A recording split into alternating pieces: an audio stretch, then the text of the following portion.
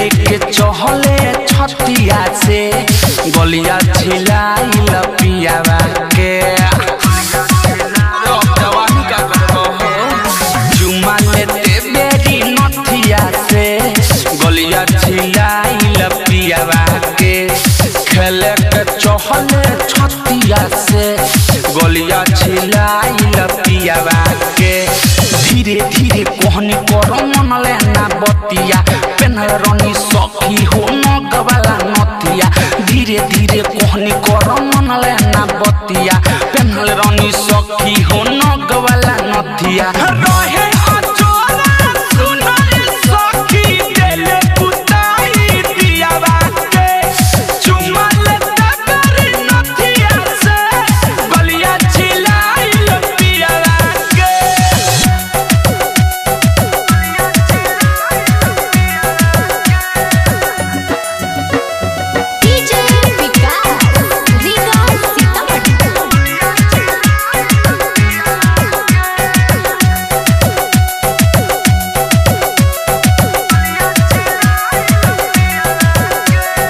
हमारा भातार के छूटल बच्चा सकल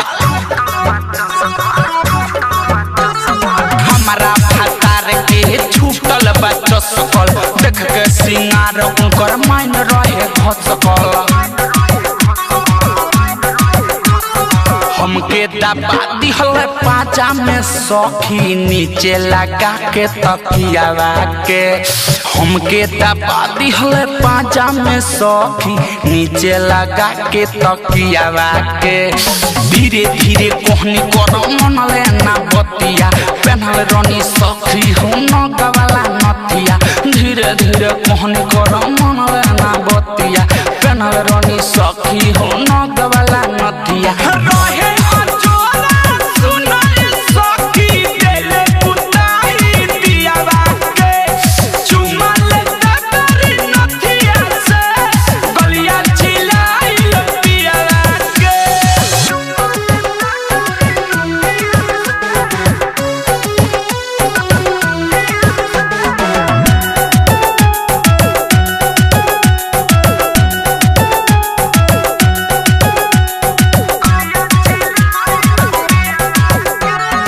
अजय चंदेश्वर के काम बारू अजय चंदेश्वर के काम बारू अलबेला अशोक से कहले हथारू बतिया के सुन के धड़कन बढ़ल बारे डेढ़ जियावा के बतिया के सुन के धड़कन बढ़ल बारे डेढ़ जियावा के धीरे धीरे कहनी कर मन लेना बतिया